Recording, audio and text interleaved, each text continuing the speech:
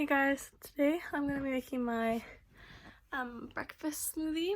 So yeah.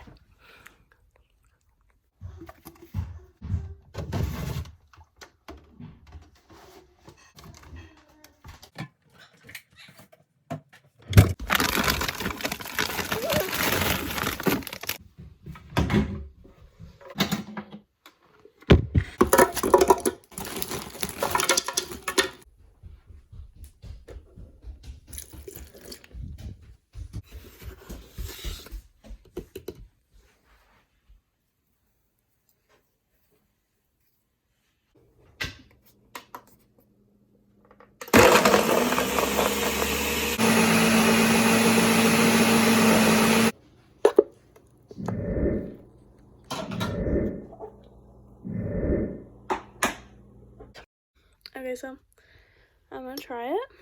I make this smoothie like pretty much every day. This one's a really good color and consistency.